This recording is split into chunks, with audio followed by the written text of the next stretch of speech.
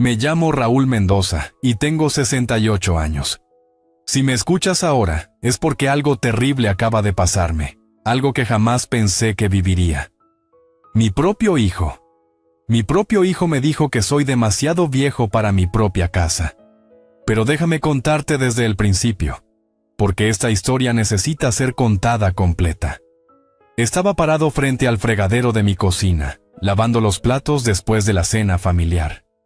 Era un martes común, uno de esos días donde todo parece estar en su lugar. Las manos me dolían un poco. 68 años trabajando en la construcción no pasan en vano. Pero seguía siendo el jefe de esta casa que construí con estas mismas manos hace 40 años aquí en la colonia Las Flores, en Guadalajara. ¿Sabes qué estaba pensando mientras frotaba ese plato de Talavera que María, mi esposa que en paz descanse, tanto amaba? Pensaba en lo bendecido que era. Tenía a mi hijo Gustavo viviendo conmigo, a mi nuera Patricia y a mi nieto Diego de 15 años. Una familia unida bajo el techo que yo mismo levanté, ladrillo por ladrillo, viga por viga. Cada grieta en estas paredes cuenta una historia. Cada azulejo del piso fue puesto por mis manos. Recuerdo que sonreí mientras secaba ese plato. El aroma del mole que había preparado Patricia todavía flotaba en el aire, mezclándose con el olor a cal de las paredes que había encalado el mes pasado. Diego había estado contándome sobre sus clases en la secundaria, y Gustavo parecía relajado después de su trabajo en la oficina de seguros. Todo estaba como debía estar. Pero entonces, escuché pasos acercándose a la cocina. Pasos decididos. No los pasos casuales de alguien que va a buscar un vaso de agua o a revisar si quedó algo de postre. Estos eran pasos con propósito, pasos que cargaban una misión. Me di la vuelta y vi entrar a Gustavo y Patricia. Sus rostros. Dios mío, nunca olvidaré esas expresiones. Serios, determinados, como si fueran doctores a punto de darme una mala noticia. Papá, necesitamos hablar, dijo Gustavo con un tono que nunca había escuchado de él. Era el tono que usaría un extraño, un tono frío y calculado. Patricia se cruzó de brazos y asintió, como apoyando lo que estaba por venir. Dejé el plato en el escurridor y me volteé completamente hacia ellos. ¿Qué pasa, mijo? ¿Algo anda mal? Patricia habló primero. Raúl, hemos estado pensando. Creemos que ya estás muy mayor para esta casa. Necesitas cuidado profesional. Las palabras me cayeron como agua helada en pleno diciembre. Muy mayor para mi propia casa. Para la casa que construí cuando Gustavo era un bebé. Para la casa donde María y yo criamos a nuestro hijo. Donde celebramos sus cumpleaños. Donde lloré cuando ella murió hace 5 años. No entiendo, logré decir, aunque mi voz sonaba rara, como si viniera de muy lejos. Gustavo se aclaró la garganta y comenzó a explicar su plan, como si estuviera presentando un proyecto de trabajo. Querían enviarme al hogar de ancianos Santa Teresa. Sí, conocía el lugar. Había visitado ahí a algunos compañeros de la construcción. Costaría 8,200 pesos al mes de mi pensión de 10,500. Ellos se quedarían con los 1,300 restantes para el mantenimiento de la casa. Mientras hablaba, mi mente voló hacia aquel día, hace 18 meses, cuando Gustavo me convenció de cambiar la escritura de la casa a su nombre. Es por los impuestos, papá, me había dicho entonces. Los beneficios fiscales serán mejores si está a mi nombre. Pero tú sigues siendo el dueño real, esto es solo en el papel. Como un tonto, firme. Confié en mi hijo. Ahora entendía por qué había sido tan insistente, por qué había traído a ese abogado amigo suyo, por qué me había presionado tanto para firmar ese día. No eran beneficios fiscales, era esto, era este momento, parado en mi propia cocina, escuchando cómo planeaban deshacerse de mí. «Papá, ¿me estás escuchando?» La voz de Gustavo me trajo de vuelta al presente. «Sí, mentí. Te escucho. El lunes podemos ir a ver Santa Teresa. Es un lugar muy bonito, con jardines y actividades para personas de tu edad. Estarás mejor cuidado». Personas de mi edad. como si fuera un mueble viejo que ya no combinaba con la decoración. ¿Y Diego?, pregunté. Mi nieto era lo único puro que quedaba en esta situación. Diego está bien, respondió Patricia rápidamente. Él entiende que es lo mejor para ti. Pero yo conocía a mi nieto. Había visto cómo había evitado mi mirada durante la cena, cómo había jugado nerviosamente con su comida. Diego sabía algo, y no le gustaba. Me quedé ahí parado, sosteniéndome del fregadero porque sentía que las piernas me temblaban. Esta cocina donde había desayunado cada mañana por 40 años, donde María me había servido café antes de que me fuera a trabajar, donde había enseñado a Diego a hacer tortillas los sábados por la mañana. Todo esto se había convertido en territorio enemigo. Necesito pensarlo, logré decir finalmente. Gustavo y Patricia intercambiaron miradas. Por supuesto, papá, pero no tardes mucho, ya hice la cita para el lunes. Se fueron de la cocina dejándome solo con el sonido del grifo que goteaba. Ese goteo que había estado prometiendo arreglar desde hacía semanas. Ahora parecía que nunca tendría la oportunidad. Terminé de lavar los platos en silencio, con los movimientos automáticos de 4 décadas de rutina. Pero todo se sentía diferente. Cada plato que lavaba podría ser el último que lavara en esta casa. Cada movimiento podría ser parte de mi despedida. Más tarde esa noche, cuando la casa estuvo en silencio y pensé que todos dormían, me dirigí a mi cuarto. Tenía que pasar por el pasillo donde estaba la rejilla de ventilación que conectaba con la sala.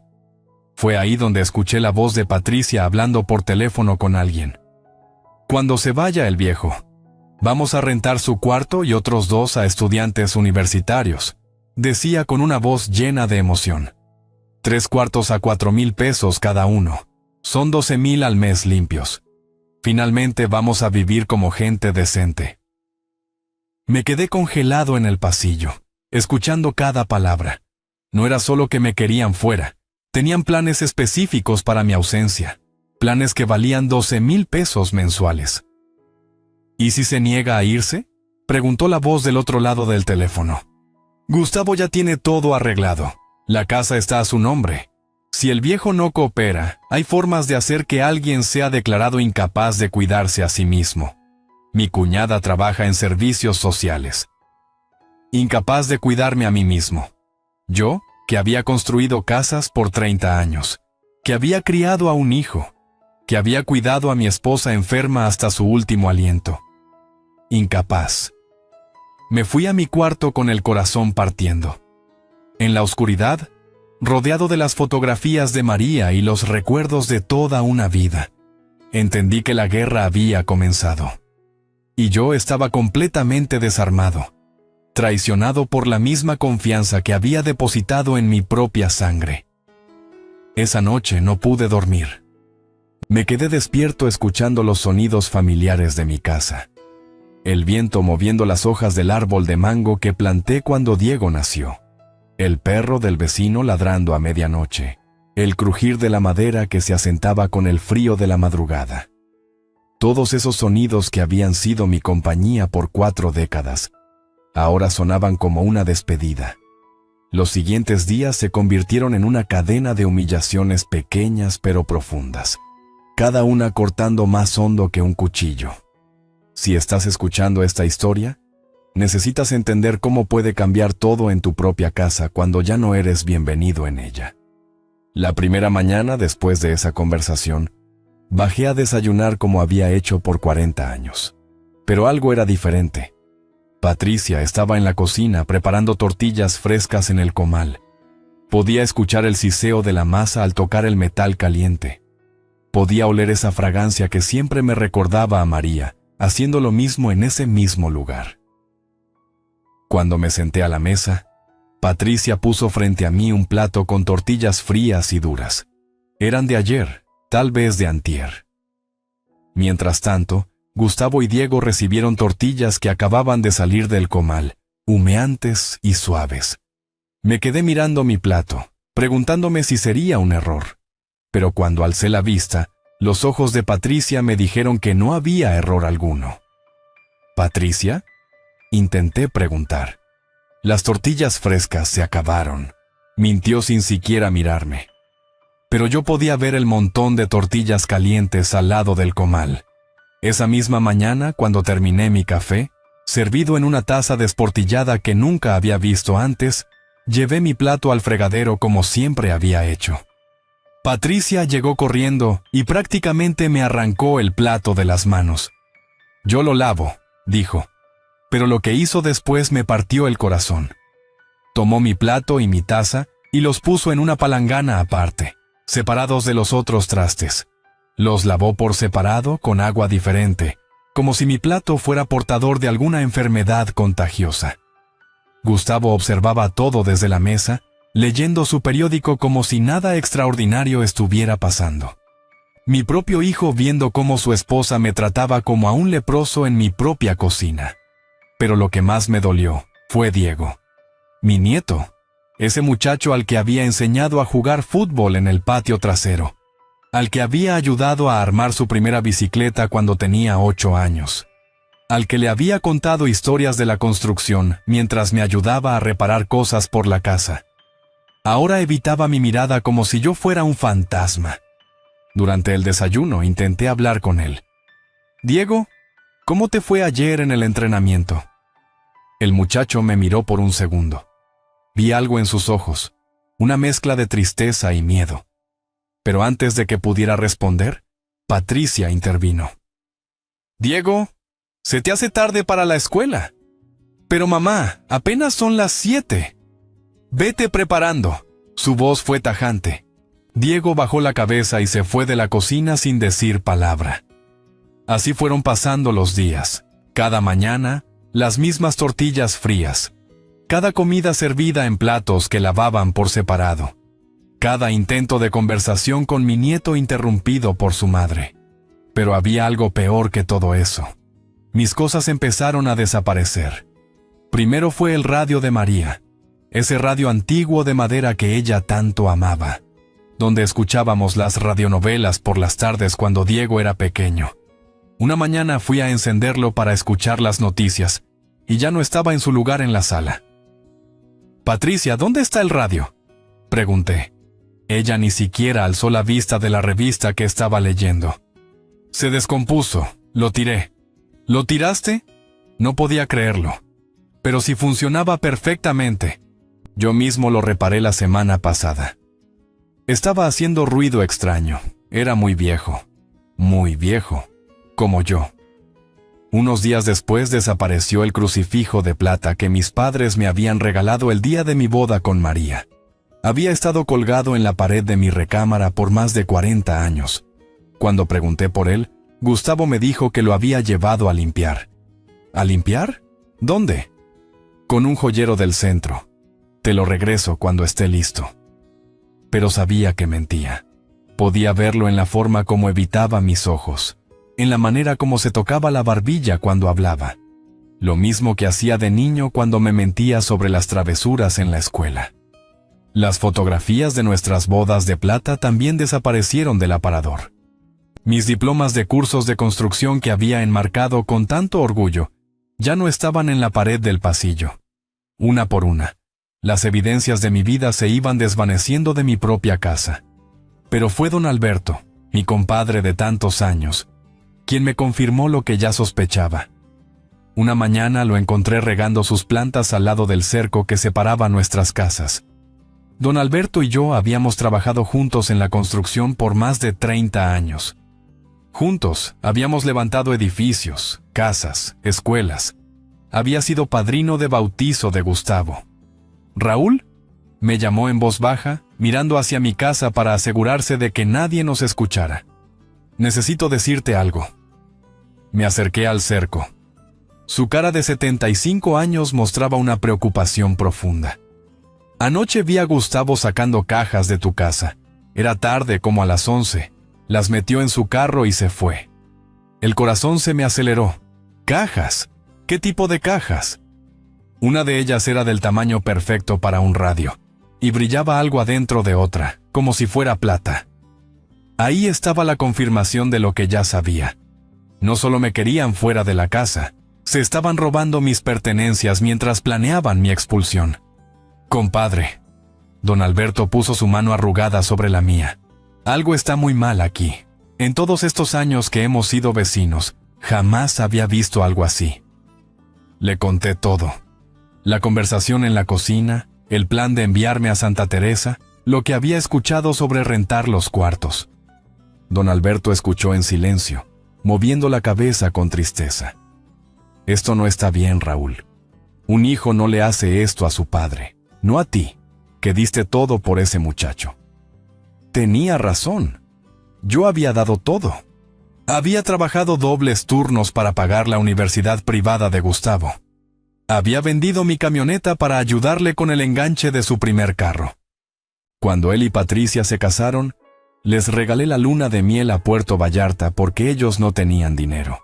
Y ahora, mientras regresaba a mi casa después de esa conversación con don Alberto, recordé todas las veces que María me había dicho: este lugar van a estar lleno de amor y risas cuando los nietos lleguen. Ella había plantado rosas rojas en el jardín del frente, las mismas rosas que yo seguía cuidando después de su muerte. Van a crecer aquí generaciones de Mendoza, me había dicho una tarde mientras las regaba. Esta casa va a haber bautizos, primeras comuniones, quinceañeras, va a estar llena de vida. Ahora la casa estaba llena de susurros y conspiraciones. Los únicos sonidos eran los pasos cautelosos de gente tratando de no ser escuchada, las conversaciones telefónicas a medias, las mentiras dichas con naturalidad. Durante las comidas, el silencio era ensordecedor. Patricia servía mecánicamente, Gustavo comía mientras revisaba su teléfono, y Diego mantenía los ojos clavados en su plato. Nadie hablaba conmigo a menos que fuera absolutamente necesario. Una tarde, tratando de romper ese hielo, intenté contarle a Diego sobre el trabajo que estaba haciendo en el jardín trasero. Mijo, ayer planté esos jitomates que tanto te gustan. Diego tiene mucha tarea, lo interrumpió Patricia. Mejor ve a tu cuarto.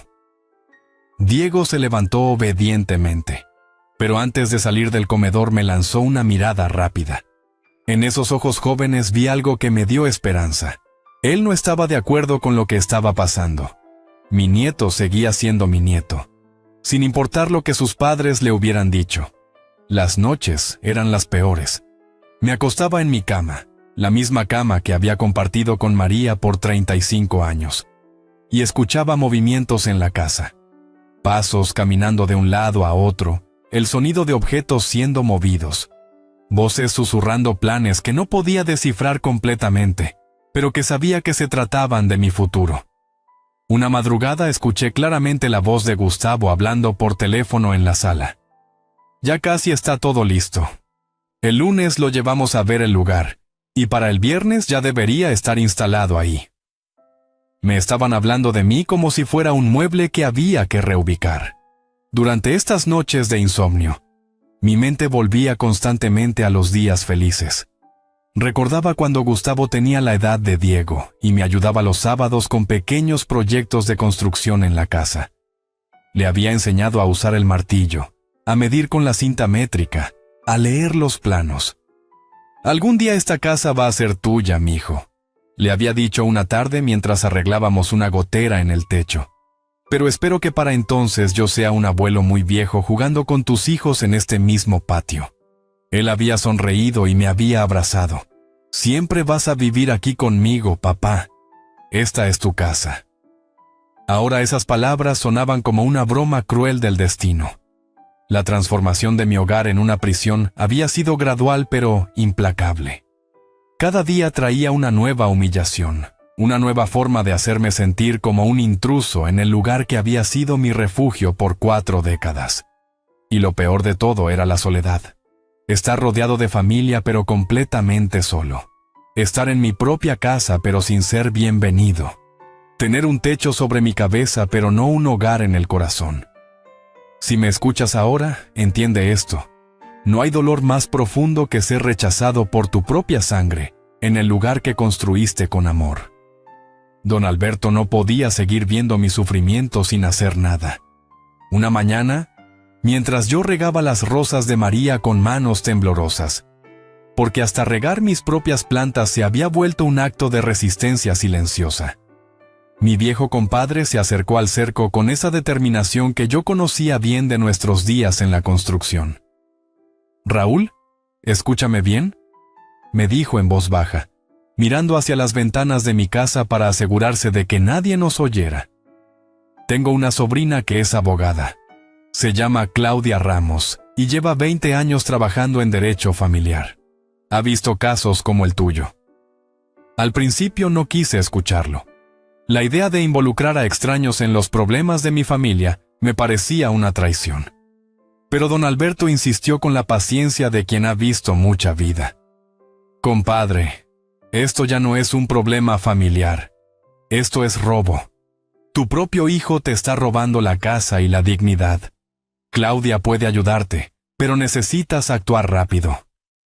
Esa tarde, después de otra comida en silencio donde Patricia me sirvió frijoles refritos duros, en el mismo plato desportillado de siempre, tomé la decisión más difícil de mi vida. Tenía que buscar ayuda profesional contra mi propio hijo. Don Alberto arregló la cita para el miércoles por la mañana. Me dijo que fuera temprano, antes de que Gustavo se levantara para ir al trabajo. «Di que vas al médico», me aconsejó. «No es mentira. Vas a curar algo que está muy enfermo». El miércoles desperté antes del amanecer. Me puse mi única camisa blanca limpia, la que María me había comprado para la boda de su hermana hace 3 años, y guardé todos los documentos que tenía en una bolsa de plástico. Los papeles de la casa, las escrituras, el testamento de María, todo lo que pudiera ser importante. Salí de la casa como si fuera a la tienda de la esquina, pero tomé el camión que me llevó al centro de Guadalajara. Durante todo el viaje, mi corazón latía como si fuera a explotar. Estaba a punto de acusar legalmente a mi propio hijo, algo que jamás imaginé que haría en mis 68 años de vida. La oficina de Claudia Ramos estaba en un edificio modesto en la calle Hidalgo, cerca de la catedral. Cuando subí las escaleras hasta el segundo piso, mis rodillas protestaron. La artritis siempre empeoraba cuando estaba nervioso. La puerta tenía una placa sencilla. Lic.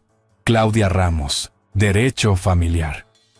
Claudia resultó ser una mujer de unos 45 años, con el cabello recogido en un chongo profesional y una sonrisa cálida que me tranquilizó inmediatamente. Su oficina era pequeña pero ordenada, con diplomas colgados en las paredes y fotografías de familias sonrientes. Supuse que eran clientes que habían encontrado solución a sus problemas. «¿Don Raúl?», me dijo mientras me señalaba una silla cómoda frente a su escritorio.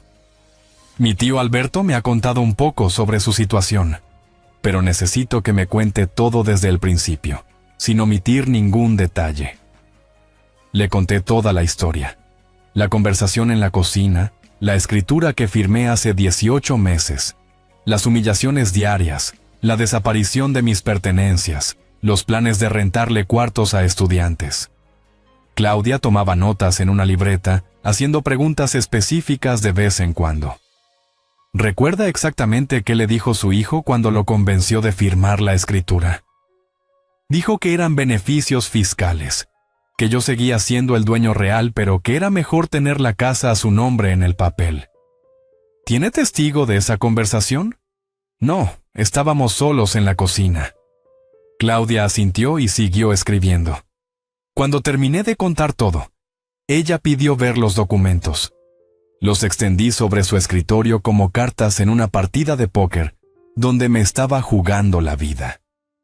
Durante los siguientes 20 minutos, Claudia estudió cada papel con la concentración de un cirujano. Podía ver cómo sus ojos entrenados recorrían cada línea, cada párrafo, cada cláusula pequeña. De vez en cuando fruncía el ceño o hacía una anotación al margen. Finalmente, levantó la vista y me miró con una mezcla de indignación profesional y compasión humana. «Don Raúl», me dijo con voz firme, «su hijo lo engañó. La transferencia de esta casa fue completamente fraudulenta. Mi corazón se aceleró. ¿Qué quiere decir? Mire aquí». Señaló un párrafo en la escritura que yo nunca había entendido completamente. Este documento incluye una cláusula de usufructo vitalicio. Eso significa que usted tiene derecho a vivir en esta casa hasta su muerte, sin importar de quién sea la propiedad legal. Tomó otro documento, el testamento de María, y me mostró un párrafo específico. Y aquí está aún más claro. Su esposa dejó escrito que la casa solo puede pasar completamente a su hijo, después de que usted fallezca. La transferencia que firmó viola directamente los deseos de su esposa. Sentí como si me hubieran quitado una carga de 50 kilos de los hombros. ¿Entonces puedo quedarme en mi casa?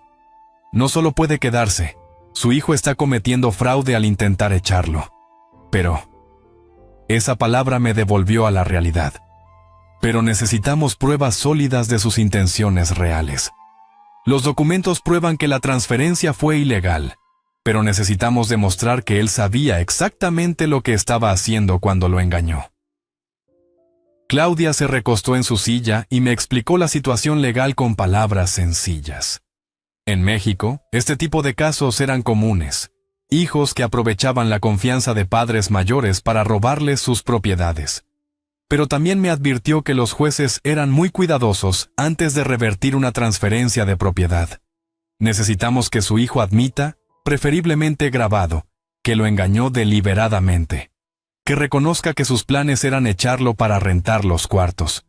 Sin esa confesión, el caso se vuelve mucho más difícil. ¿Cómo voy a lograr eso?, pregunté. Gustavo no es tonto. Los hijos que hacen esto a sus padres suelen ser arrogantes, me explicó Claudia. Creen que ya ganaron, que el padre ya no puede hacer nada. Esa arrogancia los hace descuidados. Me dio instrucciones específicas sobre cómo provocar esa confesión. Tendría que hacer que Gustavo pensara que me había rendido completamente, que estaba dispuesto a irme sin pelear. Solo entonces se sentiría seguro de hablar con honestidad brutal. Será doloroso, me advirtió. Escuchar a su propio hijo confirmar que quiere deshacerse de usted no va a ser fácil, pero es la única forma de recuperar lo que es suyo. Me dio su tarjeta personal y me dijo que la llamara en cuanto tuviera la grabación. Don Raúl, he visto muchos casos como el suyo. Los padres que pelean con dignidad y evidencia sólida casi siempre ganan. Su casa va a volver a ser suya. Regresé a casa esa tarde con sentimientos encontrados. Por un lado, tenía esperanza por primera vez en semanas. Había una forma legal de pelear contra lo que me estaban haciendo. Por otro lado, sabía que estaba a punto de cruzar una línea que no tenía regreso. Una vez que grabara a Gustavo confesando sus planes, nuestra relación como padre e hijo estaría rota para siempre. Durante los siguientes días observé a mi familia con ojos diferentes. Ya no los veía como los traidores que me habían lastimado, sino como los adversarios legales que tendría que derrotar en un juzgado. Estudié sus rutinas, sus horarios, buscando el momento perfecto para la conversación que necesitaba provocar. Patricia salía los viernes por la noche a reunirse con sus amigas del trabajo, una rutina que mantenía desde hace años.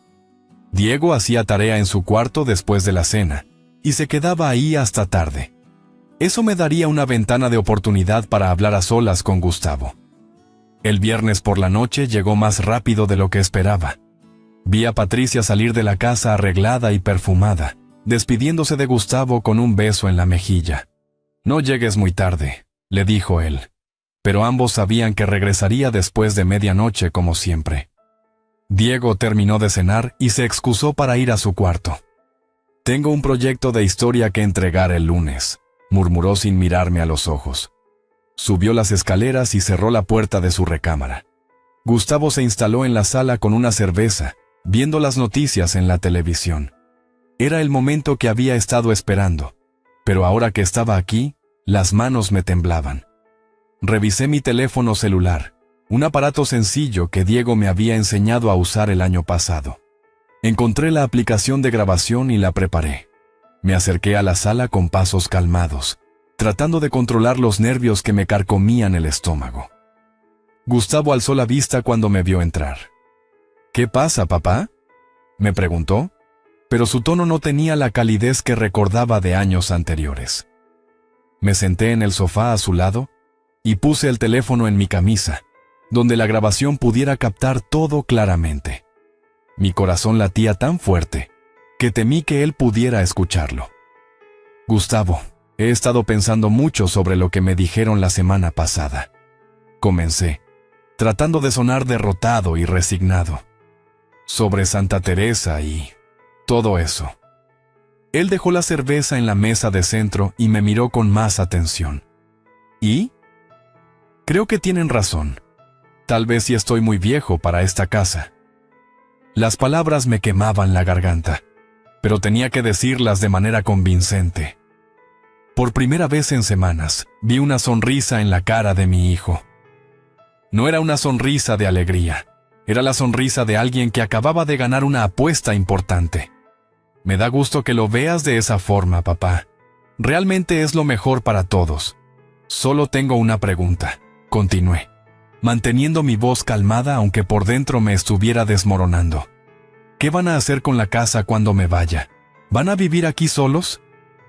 Gustavo se relajó completamente. Pensaba que la guerra había terminado y que él había ganado. Su guardia bajó por completo. Bueno, ya que preguntas. Tomó un trago de cerveza y se recostó en el sofá. Patricia y yo hemos estado planeando convertir tu cuarto y los otros 2 cuartos de arriba en apartamentos para estudiantes universitarios. 3 cuartos independientes, cada uno con su baño. ¿Estudiantes?, pregunté, fingiendo curiosidad inocente. ¿Sí? Podemos cobrar 4,000 pesos por cuarto cada mes. Son 12,000 pesos mensuales extra. Con mi sueldo del seguro y eso, finalmente vamos a poder vivir bien. Cada palabra era como una puñalada, pero tenía que seguir presionando para obtener la confesión completa. ¿Y cómo van a hacer eso si la casa está a tu nombre, pero yo tengo derechos? Papá, me interrumpió con una risa que sonaba casi cruel. Tú firmaste los papeles. La casa es mía ahora. Legalmente, completamente mía. Puedo hacer lo que se me dé la gana con ella. Pero cuando firmé, me dijiste que era solo por los impuestos. Era la forma más fácil de que firmara sin hacer preguntas. Admitió con una franqueza que me partió el alma. Mira, papá, necesitas entender la realidad. Eres viejo, necesitas cuidado médico, y nosotros necesitamos el dinero que esta casa puede generar. Es una situación que beneficia a todos. ¿Y si no quiero irme? La expresión de Gustavo cambió. Su sonrisa desapareció y sus ojos se endurecieron de una forma que nunca había visto antes. Papá, ya no tienes opción. La casa está a mi nombre. Puedes irte por las buenas a Santa Teresa, donde van a cuidarte bien, o puedo buscar otras alternativas. Patricia conoce gente en servicios sociales. No sería difícil demostrar que ya no puedes cuidarte solo. Ahí estaba, la amenaza completa, grabada en mi teléfono. Mi propio hijo acababa de admitir que me había engañado para robarme la casa, que tenía planes específicos para lucrar con mi hogar, y que estaba dispuesto a usar el sistema legal para declararme incapacitado si no cooperaba. Entiendo, logré decir con voz quebrada. Excelente. El lunes hacemos la visita a Santa Teresa y para el viernes deberías estar instalado ahí. Patricia ya empezó a contactar estudiantes interesados en los cuartos. Se levantó del sofá, terminó su cerveza de un trago y se dirigió hacia las escaleras. Me da mucho gusto que finalmente entiendas, papá. Realmente es lo mejor para toda la familia. Lo escuché subir las escaleras hacia su recámara, silbando una canción como si acabara de cerrar el mejor negocio de su vida. Me quedé sentado en la sala, con el teléfono todavía grabando en mi camisa, rodeado por las paredes que había construido con mis propias manos y que mi hijo acababa de confirmar que planeaba convertir en un negocio rentable. La grabación tenía 17 minutos de duración. 17 minutos en los que mi hijo había destruido para siempre cualquier ilusión de que esto era por mi bienestar. Era por dinero. Puro y simple. Esa noche no dormí nada. Me quedé despierto pensando en cómo había sido posible criar a un hombre capaz de esto. Cómo María y yo habíamos fallado tan completamente en enseñarle valores básicos de respeto y gratitud. Pero también pensé en las palabras de Claudia. Los padres que pelean con dignidad y evidencia sólida casi siempre ganan. Tenía la evidencia. Ahora era tiempo de pelear. Esa noche, después de escuchar la confesión de Gustavo, supe que había llegado el momento de tomar la decisión más difícil de mis 68 años.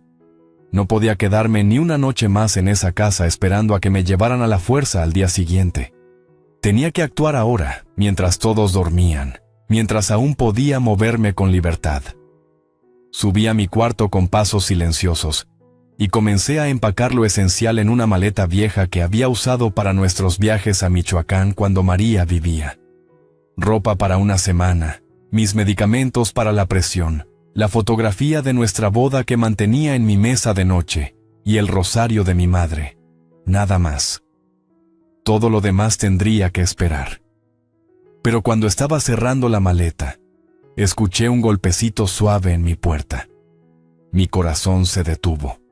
¿Me habían descubierto? Abrí lentamente y ahí estaba Diego, mi nieto, en pijama y con los ojos rojos como si hubiera estado llorando. «Abuelo», susurró tan bajo que apenas pude escucharlo. «Sé lo que están planeando». Lo hice pasar rápidamente y cerré la puerta. «¿De qué hablas, mijo?» «Mamá llamó a la ambulancia para mañana temprano», me dijo con voz quebrada. «Van a decir que tuviste un episodio, que te confundiste y te caíste. El doctor que va a venir es amigo de mi tía Carmen. Van a decir que necesita ser hospitalizado para evaluación psiquiátrica». El mundo se me vino encima. No era solo el hogar de ancianos. Tenían un plan para declararme mentalmente incapaz. Una vez que estuviera en un hospital psiquiátrico bajo observación, sería casi imposible probar mi cordura. «¿Cómo sabes todo esto?», le pregunté. Los escuché hablando cuando creían que estaba dormido. Papá le dijo a mamá que si el doctor firma los papeles diciendo que estás confundido y eres peligroso para ti mismo, pueden internarte por 72 horas sin tu permiso. Y en esas 72 horas, pueden conseguir una orden judicial para custodia permanente. Mi nieto de 15 años había entendido mejor que yo la profundidad de la traición que se estaba cocinando.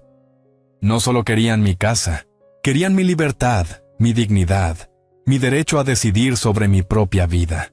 «Abuelo, no puedes estar aquí cuando llegue esa ambulancia», me dijo Diego con una determinación que me recordó a María cuando tomaba decisiones importantes.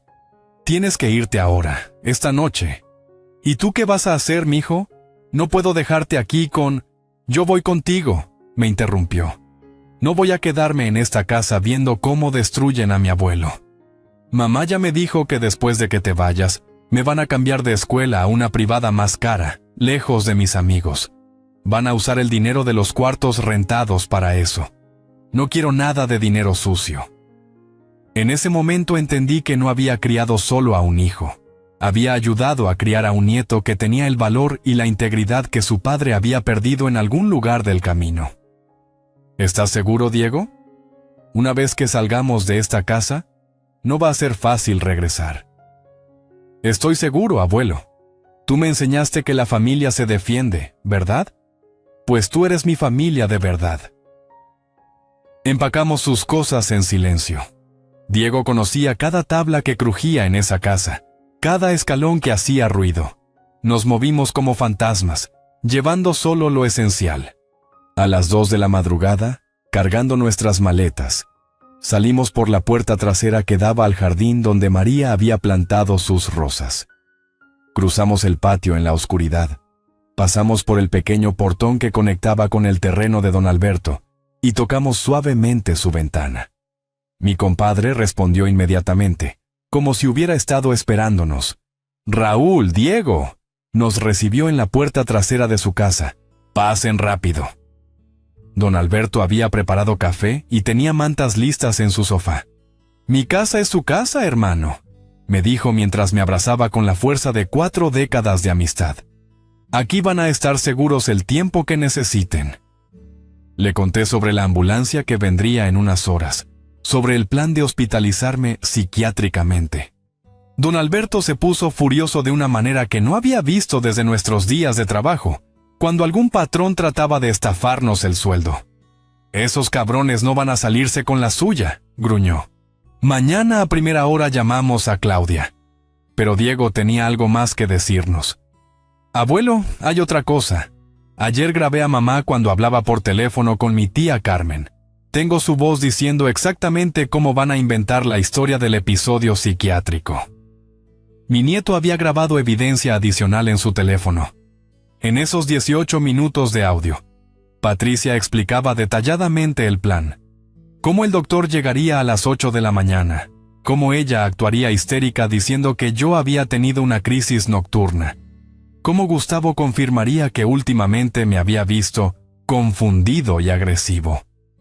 «Esto es oro puro», dijo don Alberto después de escuchar la grabación. «Con esto, Claudia los va a destrozar en el juzgado». A las 6 de la mañana llamé a Claudia desde el teléfono de don Alberto. Le expliqué toda la situación. Mi escape nocturno, el plan de la ambulancia, las grabaciones adicionales de Diego. Claudia me escuchó con la concentración profesional que ya conocía. «Don Raúl, esto cambió completamente el caso», me dijo. «Ya no es solo fraude inmobiliario. Ahora es conspiración para privación ilegal de la libertad y abuso de menores. Voy directo al juzgado a presentar una denuncia de emergencia». A las 8:30 de la mañana, desde la ventana de don Alberto, vimos llegar la ambulancia a mi casa. Gustavo y Patricia salieron corriendo, actuando el drama que habían ensayado. Los vimos buscarme por toda la casa. Los escuchamos gritando mi nombre como si estuvieran desesperados por encontrarme. 20 minutos después, Gustavo salió a la calle gritando: «¡Se fue! El viejo se fue y se llevó al niño». Patricia lloraba de manera exagerada, diciéndole a los paramédicos que yo estaba muy confundido últimamente y que temía por la seguridad de Diego. Pero para entonces, Claudia ya estaba en el juzgado familiar del primer distrito de Guadalajara, presentando ante la jueza Carmen Vázquez una demanda de emergencia por fraude, conspiración y abuso familiar. Llevaba todas las pruebas: mi grabación de la confesión de Gustavo, la grabación de Diego sobre el plan de la ambulancia, el video que don Alberto había tomado cuando sacaron mis pertenencias, el testamento de María y los documentos originales de la casa. La jueza Vázquez era conocida en Guadalajara por su reputación de incorruptible y su especialidad en casos de abuso familiar. Había trabajado 20 años defendiendo a víctimas de violencia doméstica antes de convertirse en magistrada. Cuando Claudia puso todas las evidencias sobre su escritorio, la jueza las revisó con la meticulosidad de quien ha visto demasiadas injusticias. «Licenciada Ramos», dijo después de escuchar las grabaciones, «esto es uno de los casos más claros de abuso familiar que he visto en años. Voy a emitir órdenes de emergencia inmediatamente». En menos de 2 horas, la policía ministerial llegó a mi casa con órdenes judiciales. Gustavo y Patricia fueron notificados de que tenían una demanda en su contra y que estaban prohibidos de salir del estado mientras el caso estuviera pendiente.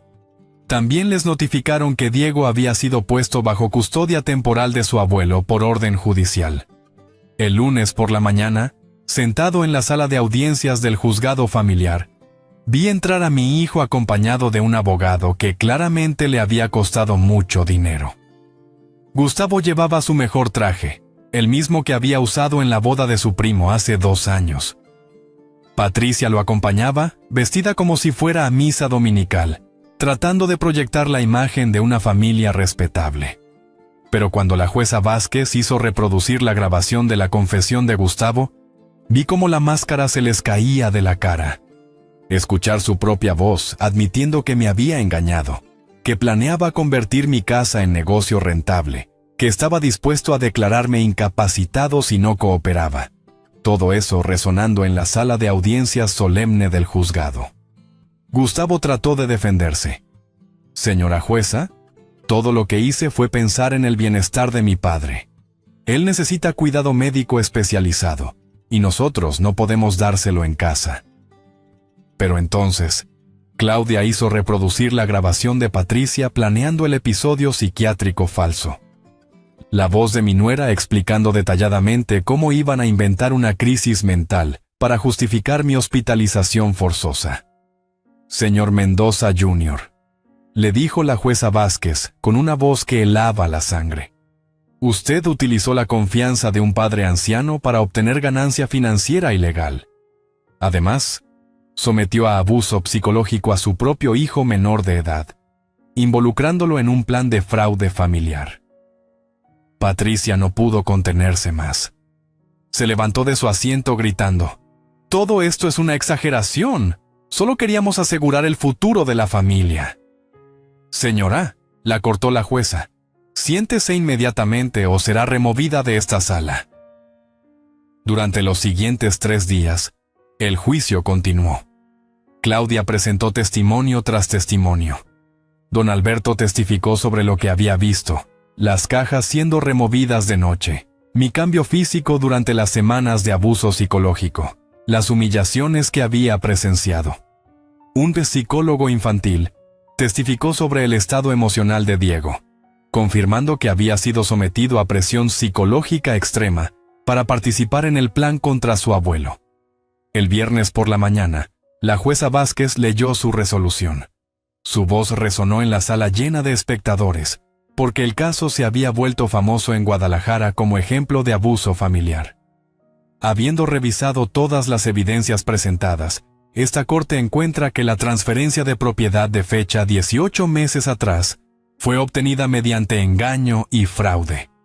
La propiedad ubicada en Las Flores número 43 queda restituida a su propietario original, Raúl Mendoza Herrera.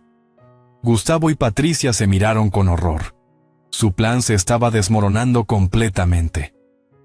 Además, continuó la jueza, Gustavo Mendoza García queda obligado a pagar una multa de 25,000 pesos por fraude familiar, y ambos padres quedan temporalmente privados de la custodia del menor Diego Mendoza Rivera, quien será puesto bajo cuidado de su abuelo paterno hasta nueva evaluación. Patricia estalló en histeria. «Esto es injusto. Gastamos tanto dinero arreglando esa casa, pusimos pisos nuevos, pintamos las paredes. Eso tiene que valer algo». Claudia se levantó calmadamente y le respondió con la dignidad que caracteriza a los abogados que luchan por la justicia. «Señora, la justicia no se mide por el dinero que uno gasta, sino por el respeto que uno muestra hacia la familia». Cuando salimos del juzgado esa tarde, Diego caminaba a mi lado con una sonrisa que no había visto en su cara desde hacía meses. Don Alberto nos esperaba en la puerta con su camioneta para llevarnos de regreso a casa. A mi casa, legalmente y definitivamente mía otra vez. «¿Cómo te sientes, abuelo?», me preguntó Diego mientras veíamos alejarse a sus padres, derrotados y humillados. «Me siento como un hombre que recuperó su dignidad, mijo», le respondí. «Y tú me ayudaste a nacerlo. Eso nunca lo voy a olvidar». Un mes después de esa tarde en el juzgado, mi vida había encontrado una tranquilidad que no sentía desde hace años. Diego y yo habíamos desarrollado una rutina hermosa. Él me ayudaba con los quehaceres de la casa después de la escuela, hacíamos la comida juntos los fines de semana, y por las noches me contaba sobre sus clases mientras yo le enseñaba a reparar cosas que se descomponían en la casa. Era como si el dolor hubiera sido necesario para descubrir la verdadera familia que teníamos. Don Alberto venía a tomar café todas las mañanas después de regar sus plantas. Nos sentábamos en el patio trasero, entre las rosas de María que habían florecido más hermosas que nunca, y hablábamos de los viejos tiempos de la construcción, de los nietos que crecían demasiado rápido, de la vida que seguía adelante a pesar de las traiciones. Claudia también se había vuelto parte de nuestra pequeña familia. Los domingos traía a sus 2 hijos pequeños y llenaban la casa con risas y carreras por el jardín. Era una noche de octubre, después de la cena, cuando Diego estaba haciendo su tarea de matemáticas en la mesa del comedor, y yo lavaba los platos, ahora con las manos libres de la tensión que había cargado por meses. cuando escuché algo que hizo que se me helara la sangre. Unos golpes suaves en la puerta principal. No eran los golpes decididos del cartero o los toques alegres de don Alberto. Eran golpes tímidos, casi temerosos, como los de alguien que no está seguro de ser bienvenido. Diego alzó la vista de sus cuadernos. ¿Esperas a alguien, abuelo? No, mijo. Quédate ahí. Caminé hacia la puerta con pasos cautelosos. Por la ventana lateral pude ver dos figuras en la oscuridad del portal. Incluso en la penumbra reconocí esas siluetas que habían vivido en esta casa durante años. Era Gustavo y Patricia, pero se veían diferentes, más pequeños, más frágiles, como si la vida los hubiera quebrado en estas pocas semanas. ¿Papá? La voz de Gustavo sonaba quebrada, muy diferente a la voz segura y arrogante que había usado en la cocina aquella noche, cuando me confesó sus planes. Papá, soy yo. ¿Podemos hablar? Abrí la puerta solo hasta donde permitía la cadena de seguridad que Diego había insistido en instalar después del juicio. A través de esa rendija, vi algo que nunca pensé que vería en los ojos de mi hijo. Verdadero arrepentimiento mezclado con desesperación. Patricia estaba detrás de él, con el maquillaje corrido y la ropa arrugada, cargando una maleta pequeña. ¿Qué quieren?, pregunté, manteniendo mi voz firme aunque el corazón me latía como tambor en procesión. ¿Papá? Gustavo tragó saliva con dificultad. Perdimos todo. Patricia fue despedida del banco cuando se enteraron del juicio. A mí me quitaron del seguro por deshonestidad. No tenemos dinero para pagar el departamento que rentábamos. Patricia se adelantó un paso, con lágrimas verdaderas corriendo por sus mejillas. Raúl, sé que no merecemos nada de ti después de lo que hicimos, pero no tenemos a dónde ir. Mis padres no nos quieren recibir. Los hermanos de Gustavo nos cerraron las puertas. Papá, continuó mi hijo con voz de niño perdido.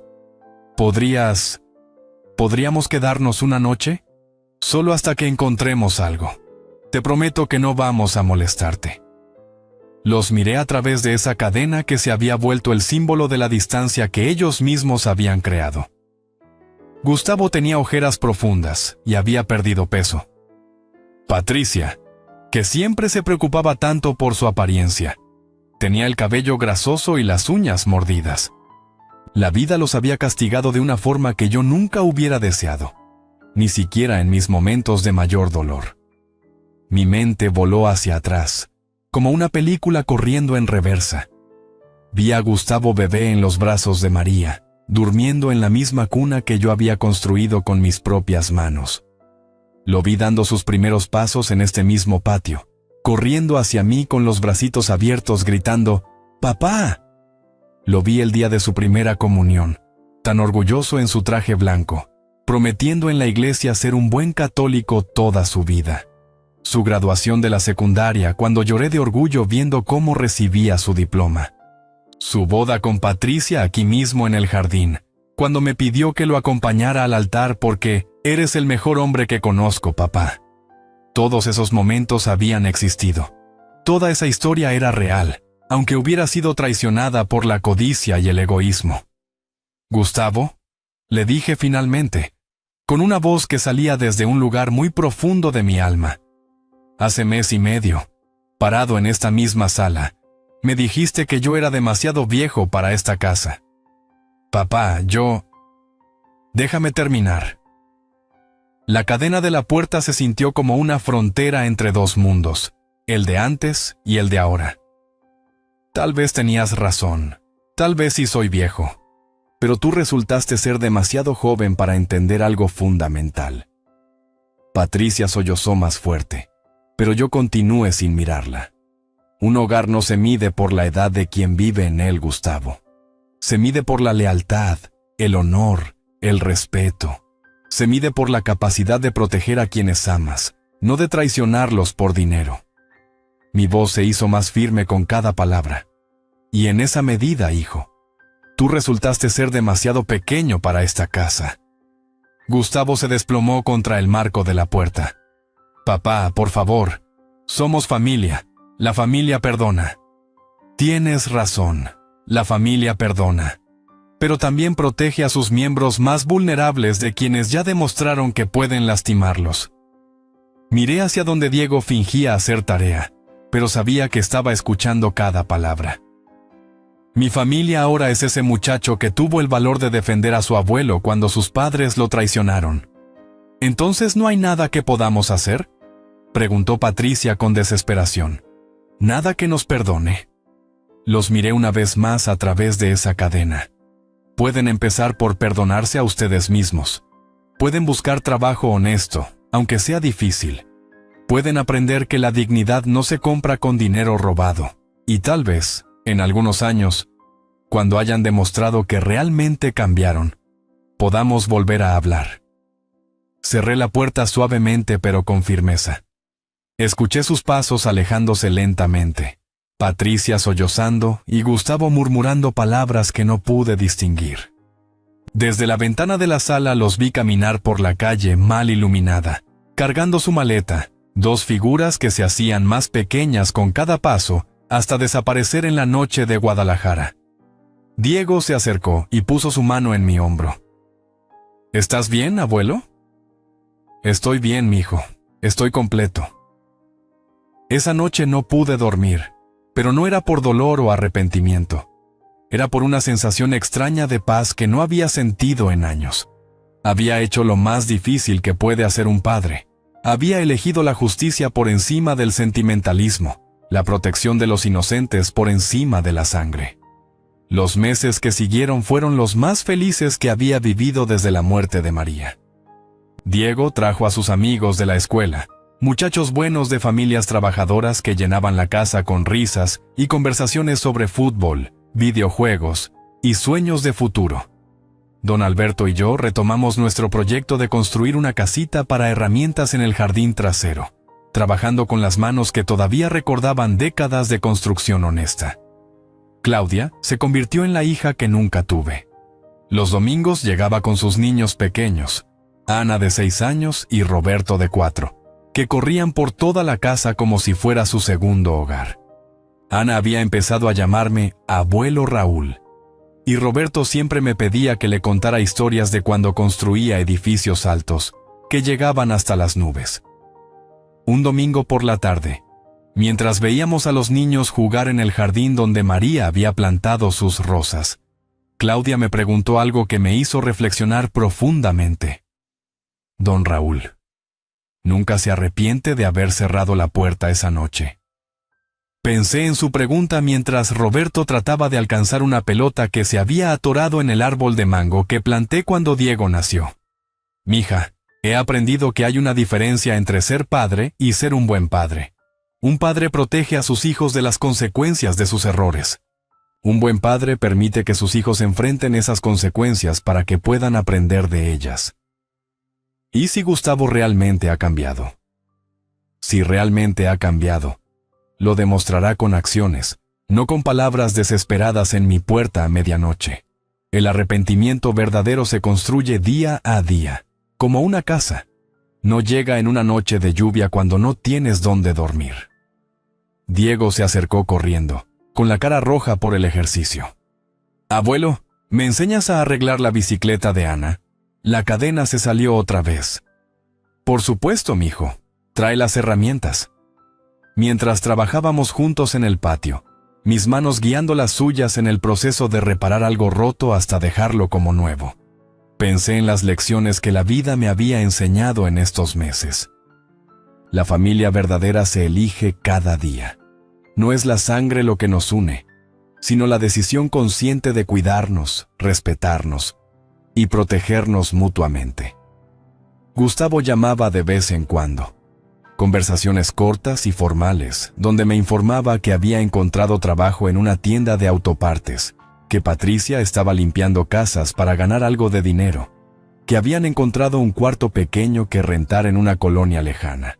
Sus llamadas eran como reportes de un extraño educado, sin la calidez que debería existir entre padre e hijo, pero también sin la amargura venenosa de los últimos meses antes del juicio.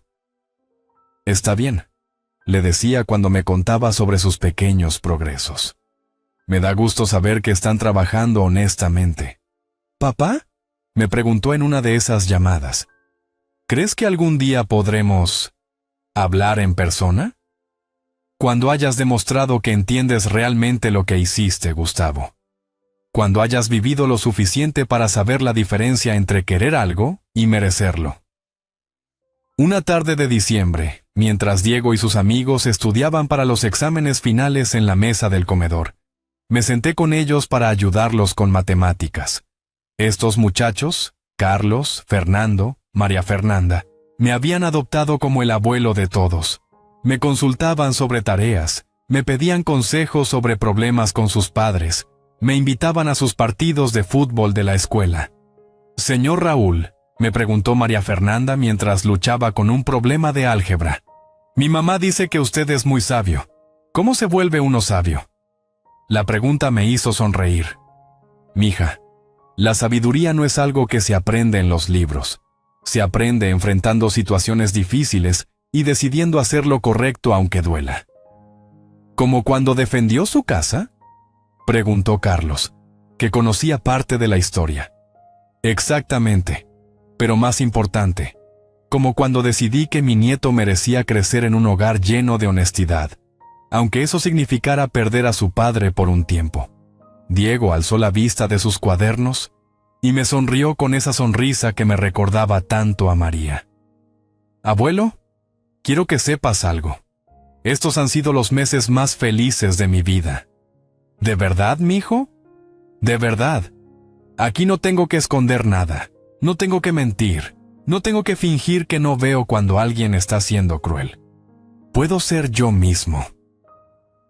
Esa noche, después de que los muchachos se fueron a sus casas y Diego se fue a dormir, me quedé despierto en el patio trasero, bajo las estrellas que brillaban sobre la ciudad de Guadalajara. Las rosas de María habían crecido tanto que ahora cubrían casi toda la pared del fondo, perfumando las noches con su aroma dulce. Pensé en todo lo que había pasado, en todo lo que había perdido y todo lo que había ganado. Había perdido a un hijo, al menos temporalmente. Había perdido la ilusión de que la sangre garantiza la lealtad. Había perdido la tranquilidad de creer que la familia siempre te protegerá. Pero había ganado algo más valioso, la certeza de que la dignidad no tiene edad, de que el respeto se gana con acciones y se pierde con traiciones, de que un hogar verdadero se construye con amor y se mantiene con honor. Si me escuchas ahora, amigo que has tenido la paciencia de seguir esta historia hasta el final, quiero que entiendas esto. La familia no es un accidente de la sangre. Es una decisión que tomamos cada día. Es la elección consciente de cuidar, proteger y respetar a quienes han demostrado que merecen nuestro amor. Diego está creciendo rodeado de esa familia elegida. Don Alberto con su sabiduría de construcción y vida. Claudia con su fuerza legal y maternal. Los amigos que lo ven como hermano. Y un abuelo que aprendió que a veces proteger a quienes amas significa cerrar la puerta a quienes los lastiman. La casa que construí con mis manos hace 40 años sigue en pie, más sólida que nunca. Pero ahora sé que los cimientos más fuertes no son de concreto y varilla, sino de confianza mutua, respeto ganado y amor demostrado día tras día.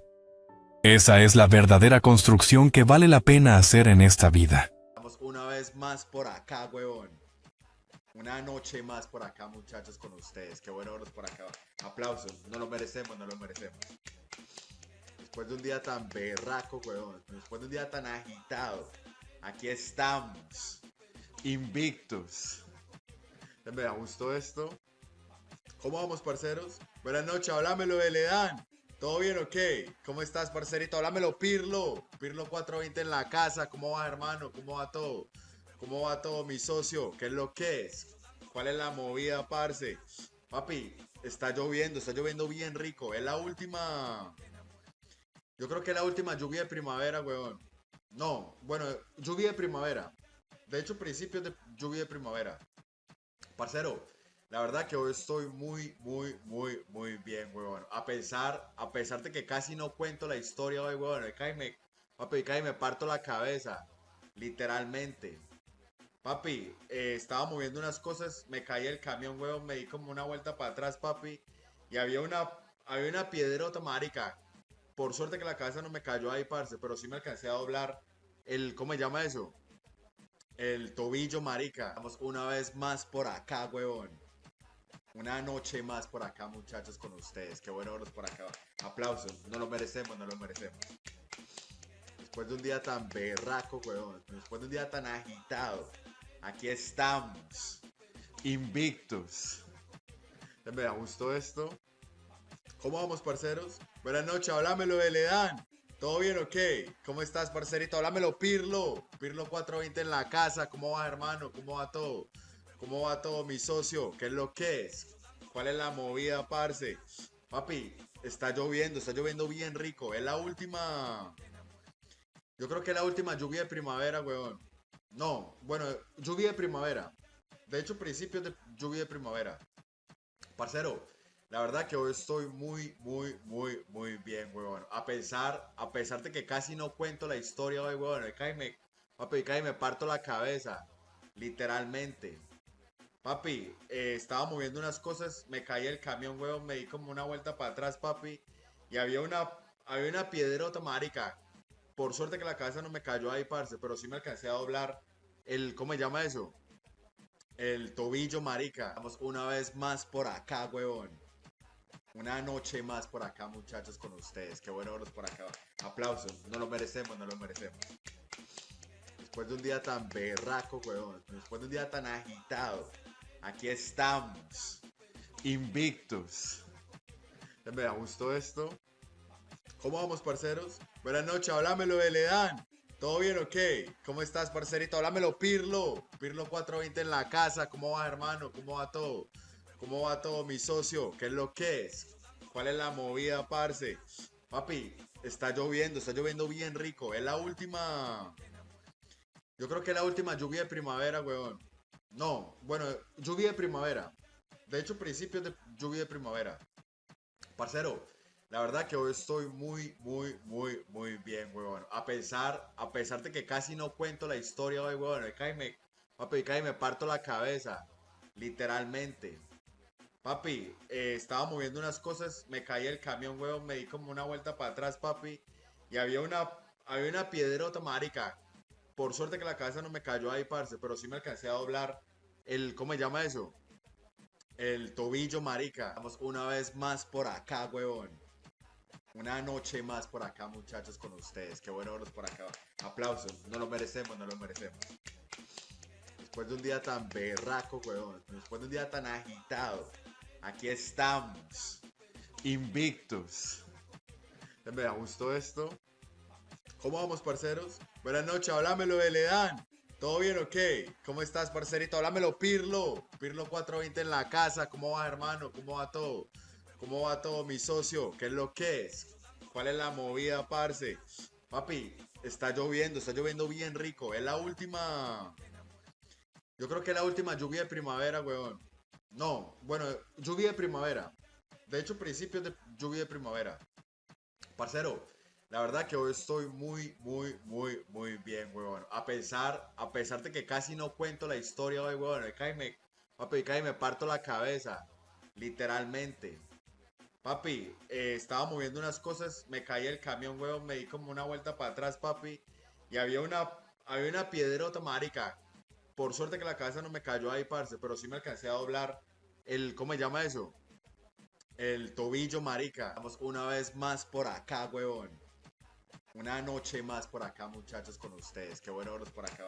Aplausos. No lo merecemos, no lo merecemos. Después de un día tan berraco, huevón. Después de un día tan agitado. Aquí estamos. Invictus. Me gustó esto. ¿Cómo vamos, parceros? Buenas noches, háblamelo de Ledán. ¿Todo bien o qué? ¿Cómo estás, parcerito? Háblamelo, Pirlo. Pirlo 420 en la casa. ¿Cómo va, hermano? ¿Cómo va todo? ¿Cómo va todo, mi socio? ¿Qué es lo que es? ¿Cuál es la movida, parce? Papi, está lloviendo bien rico. Es la última. Yo creo que es la última lluvia de primavera, weón. No, bueno, lluvia de primavera. De hecho, principios de lluvia de primavera. Parcero, La verdad que hoy estoy muy bien, huevón. A pesar de que casi no cuento la historia hoy, huevón. Papi, casi me parto la cabeza. Literalmente. Papi, estaba moviendo unas cosas, me caí el camión, huevón, me di como una vuelta para atrás, papi. Y había una piedrota, marica. Por suerte que la cabeza no me cayó ahí, parce, pero sí me alcancé a doblar ¿cómo se llama eso? El tobillo, marica. Vamos una vez más por acá, huevón. Una noche más por acá, muchachos, con ustedes. Qué bueno verlos por acá. Aplausos. No lo merecemos, no lo merecemos. Después de un día tan berraco, huevón. Después de un día tan agitado. Aquí estamos. Invictus. Me gustó esto. ¿Cómo vamos, parceros? Buenas noches, háblamelo de Ledan. ¿Todo bien o qué? ¿Cómo estás, parcerito? Háblamelo, Pirlo. Pirlo 420 en la casa. ¿Cómo va, hermano? ¿Cómo va todo? ¿Cómo va todo, mi socio? ¿Qué es lo que es? ¿Cuál es la movida, parce? Papi, está lloviendo bien rico. Es la última. Yo creo que es la última lluvia de primavera, weón. No, bueno, lluvia de primavera. De hecho, principios de lluvia de primavera. Parcero, la verdad que hoy estoy muy bien, weón. A pesar de que casi no cuento la historia hoy, weón. Papi, casi me parto la cabeza. Literalmente. Papi, estaba moviendo unas cosas, me caí el camión, weón, me di como una vuelta para atrás, papi. Y había una piedrota, marica. Por suerte que la cabeza no me cayó ahí, parce, pero sí me alcancé a doblar ¿cómo se llama eso? El tobillo, marica. Vamos una vez más por acá, huevón. Una noche más por acá, muchachos, con ustedes. Qué bueno verlos por acá. Aplausos. No lo merecemos, no lo merecemos. Después de un día tan berraco, huevón. Después de un día tan agitado. Aquí estamos. Invictus. Me gustó esto. ¿Cómo vamos, parceros? Buenas noches, háblamelo de Ledan. ¿Todo bien o qué? ¿Cómo estás, parcerito? Háblamelo, Pirlo. Pirlo 420 en la casa. ¿Cómo va, hermano? ¿Cómo va todo? ¿Cómo va todo, mi socio? ¿Qué es lo que es? ¿Cuál es la movida, parce? Papi, está lloviendo bien rico. Es la última. Yo creo que es la última lluvia de primavera, weón. No, bueno, lluvia de primavera. De hecho, principios de lluvia de primavera. Parcero, la verdad que hoy estoy muy bien, weón. A pesar de que casi no cuento la historia hoy, weón. Papi, casi me parto la cabeza. Literalmente. Papi, estaba moviendo unas cosas, me caí el camión, weón, me di como una vuelta para atrás, papi. Y había una piedrota, marica. Por suerte que la cabeza no me cayó ahí, parce, pero sí me alcancé a doblar ¿cómo se llama eso? El tobillo, marica. Vamos una vez más por acá, huevón. Una noche más por acá, muchachos, con ustedes. Qué bueno verlos por acá. Aplausos. No lo merecemos, no lo merecemos. Después de un día tan berraco, huevón. Después de un día tan agitado. Aquí estamos. Invictus. Me gustó esto. ¿Cómo vamos, parceros? Buenas noches, háblamelo de Ledan. ¿Todo bien o qué? ¿Cómo estás, parcerito? Háblamelo, Pirlo. Pirlo 420 en la casa. ¿Cómo va, hermano? ¿Cómo va todo? ¿Cómo va todo, mi socio? ¿Qué es lo que es? ¿Cuál es la movida, parce? Papi, está lloviendo bien rico. Es la última. Yo creo que es la última lluvia de primavera, weón. No, bueno, lluvia de primavera. De hecho, principios de lluvia de primavera. Parcero, la verdad que hoy estoy muy bien, weón. A pesar de que casi no cuento la historia hoy, weón. Papi, casi me parto la cabeza. Literalmente. Papi, estaba moviendo unas cosas, me caí el camión, weón, me di como una vuelta para atrás, papi.